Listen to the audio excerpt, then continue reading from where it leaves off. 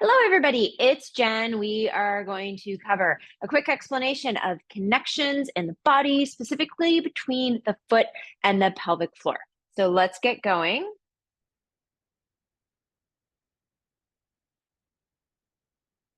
In order to explore body connections, we're going to look specifically, like I said, at the pelvic floor and the feet.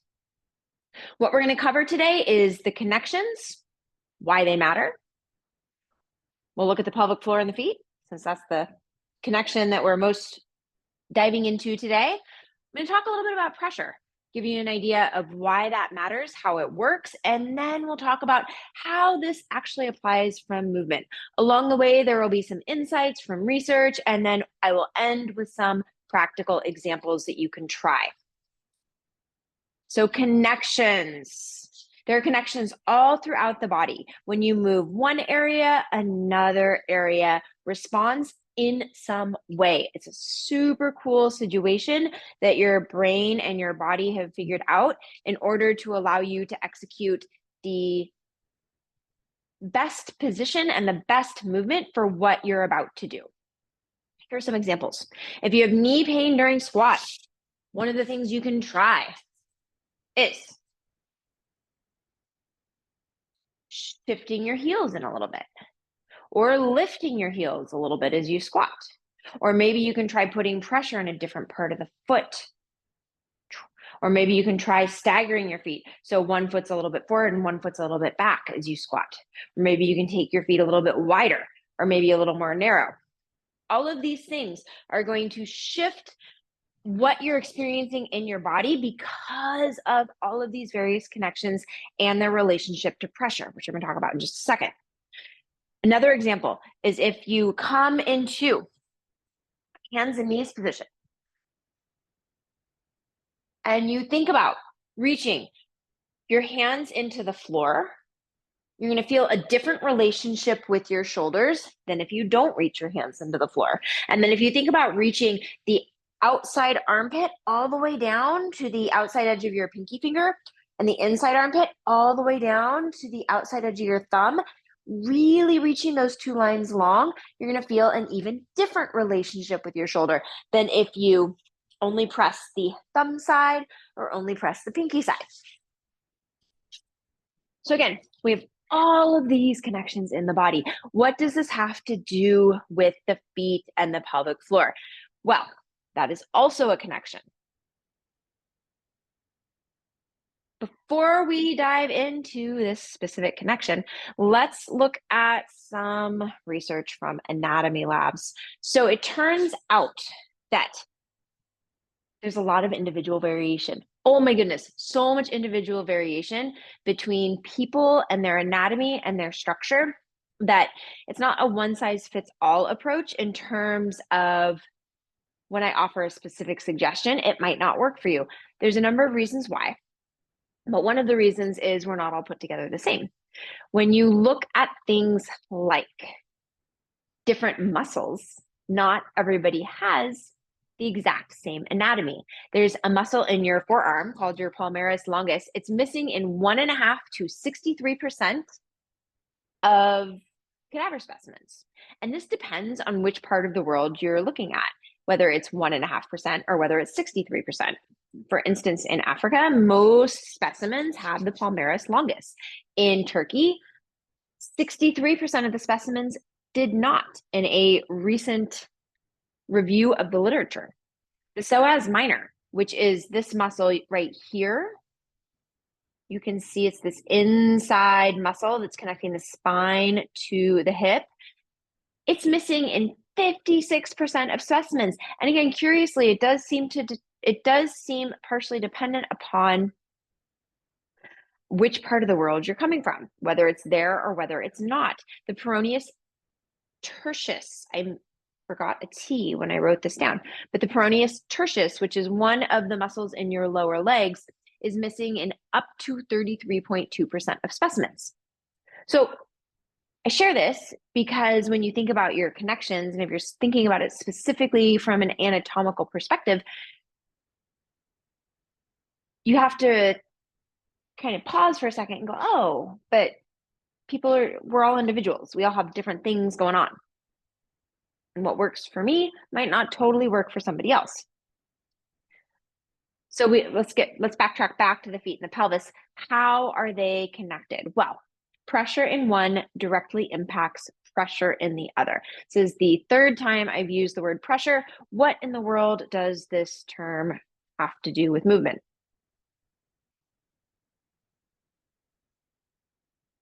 When you think about pressure in the leg,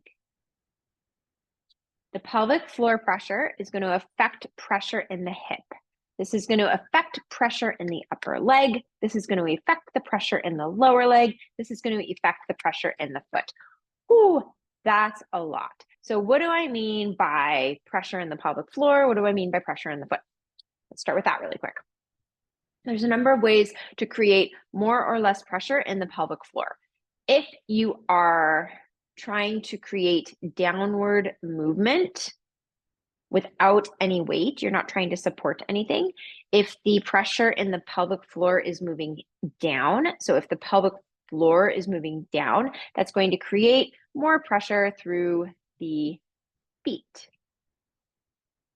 If you're trying to navigate specific body parts and you're trying to create more controlled movement or stability, if you think about pulling the pubic bone and the tailbone towards each other because of the specific anatomy in the pelvic floor, which we're not going over today, but if you pull the pubic bone and the tailbone towards each other as you're standing on one leg or as you're shifting the weight to one leg, that's going to dramatically impact the amount of pressure that you're feeling throughout that leg, which will impact the pressure that you're feeling at the foot.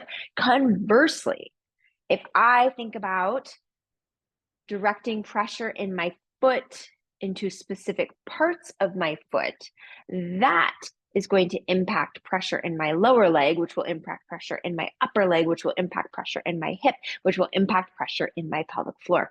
Whew. So again, it is all connected. And this is valuable because I don't know where I put my picture. I got rid of it. Because pressure equals input. Input is what your brain uses. It's the information your brain uses when it's deciding what type of movement you are going to make and how you are going to perform the movement. Input equals output. Output is movement. So all of this pressure talk is what enables you to move. And where you are experiencing pressure is going to determine the type of movement that you make. And whether, I like to tell people, it's like I'm trying to share the load, whether the pressure is dispersed or the pressure is all in one spot. In the example, when I talked earlier about squatting and the knee, if all of the pressure is going to one spot of the leg, then there might be discomfort somewhere. In a lot of times in the squat case, it's the knee. But if you shift the pressure in the foot or in the pelvic floor or in the hip, any of these places, then you're going to shift the pressure in the knee. You're going to share the load in a different way. Whew. All right, back to pelvic floor, abdominals, and pressure. So the feet and the pelvic floor have this relationship. They help create pressure throughout the leg into the pelvis, or conversely, from the pelvis down into the foot. The pelvic floor also has a relationship with the abdominals. It facilitates the pressure in your torso. So there's this connection between the intra-abdominal pressure and the pelvic floor. When I talked earlier, and I said your pelvic floor can move down as you're moving down into a squat, the easiest way to do that is going to be as you inhale, because as you inhale, the diaphragm also moves down, which is like the top portion of your torso. You could think of the diaphragm as the upper portion of your torso, upper portion of this abdominal canister. That's going to move down as you inhale. Your pelvic floor also moves down. And so all of your pressure is going down. Now, this is fine and dandy, but what happens if you don't want the pressure to go down because you're going to do something like cough? Well, if you're going to do something like cough and you want to create a strong connection, you'd want the pelvic floor to move up as you're coughing because you want to contain the pressure inside the torso. When you do something like pulling your tailbone and your pubic bone towards each other, it's like you're just creating a stable pressure environment in the pelvic floor, is a way to think of it. Every time you breathe, pressure shifts, but you're minimizing the amount of pressure shifting when you do something like pulling the tailbone towards the pubic bone. So again, there's this relationship between the pelvic floor, the abdominals, and pressure. There was a recent study that was done. It was small. I believe there were 17 subjects. So again, this is very small. And these were individuals that had no pelvic floor issues. What the researchers found was the pelvic floor activity increased as speed increased. So as individuals went from walking to running, as they approached running, pelvic floor activity was higher. This means the muscles in the pelvic floor were contracting more to create the pressure throughout the system that is needed while you run. Interestingly, the highest point of pressure in the runners was when they were on one leg. This shouldn't be surprising. Running is a one-legged activity. Your foot is either on the ground or both legs are off the ground, switching spots, right? So when your foot's not on the ground, there's a whole lot less pressure in the pelvic floor. And this shouldn't be surprising.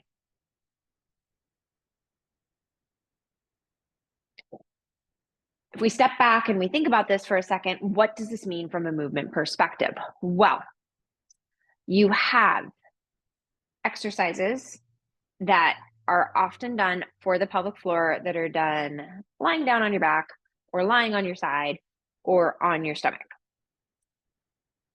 These exercises can be great to improve your overall awareness of your pelvic floor, but they're not going to do anything from a strength perspective. If you're trying to create more strength and more connection, and what I mean by more connection is more connection throughout the system so that the system can work as intended. When you're doing more dynamic activities, then these exercises on the floor aren't going to cut it. When you think about what I said about the runners, as speed increased, pelvic floor activity increased, and then also when the runners were on one leg, pelvic floor activity increased. So what can you do? You can do exercises that are performed on one leg, emphasizing the connection between the pelvic floor and the feet. This would be a great way to get some strength, if that's what you're looking for, throughout the system. I am not negating the fact that some people need to learn how to relax their pelvic floor. This is really valuable as well. That is not this specific topic though. The specific topic is the connection between the foot and the pelvic floor. Something to note though, while you're doing your single leg squats, is if you're doing your single leg squats like these young women are with their feet flat and their torso upright, there's going to be less pressure on the pelvic floor. What do I mean? Well, go ahead and try this if you want. You can stand up and come into a staggered stance position. So you have one foot slightly back, one foot slightly forward. The first thing I want you to do is pull the pubic bone and the tailbone towards each other. You'll notice there is no shifting in my pelvis when I do that. Tailbone, pubic bone pull towards each other. Now I'm going to shift my torso forward a little bit and shift my weight forward a little bit. Keep the tailbone and the pubic bone pulling towards each other. Now think about rotating the right heel in. The front heel, I should say. Rotating the front heel in. As you do that, you should feel a little more pressure across the ball of your right foot. Once you have that, you can either stay here, do some little squats, or you could play with lifting one leg, or you could even play with little squats. So that's just one example. You could play with something super similar. Hi. Coming into a standing position. Squat down 2 to 3 inches, reach your knees forward, let your torso come forward, let your heels come off the ground. Now pick up your, I said that poorly. Pull the heels towards each other. So you'll feel that rotation across the ball of your foot. Shift your weight into your left foot, pick your right foot up. Think about pulling the tailbone and the pubic bone towards each other. Bring your left foot to meet your right foot. Now, tailbone and pubic bone pull towards each other. Maybe shift your pelvic floor to the right as you lift your left foot. Right foot steps over, to meet it. Go back and forth a couple of times. Again, these are just some examples in terms of getting that connection between the foot and the pelvic floor. I strongly encourage you to try these concepts. You can apply them in a variety of different ways. One thing, the things to be aware of is you're trying to get pressure through specifically the ball of the foot. Again, if you think back to that running example and that pelvic floor example, when you are running, what happens? Your shin reaches forward, your torso comes forward, and the weight shifts into the ball of the foot. During this position, this is kind of your most supported single leg stance position. This is when pelvic floor activity is really high. So mimicking that in a movement setting will hopefully begin to give you this connection between the foot and the pelvic floor. What did we talk about today? We talked about connections, pressure, and how it relates to movement. One of the exercises that is commonly given in a rehab setting is for things like strengthening the pelvic floor is a clamshell. There's nothing specifically wrong with a clamshell. Single leg stance position is strongly supported by a muscle in your hip called the gluteus medius. The clamshell targets that, so it can be really effective for helping you feel where the gluteus medius is located, but it's not going to do anything to establish this connection between the foot and the pelvis, which is what you need when you move.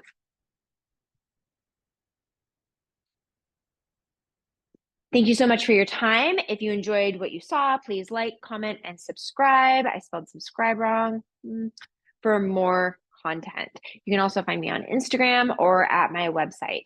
Thank you so much and have a wonderful day.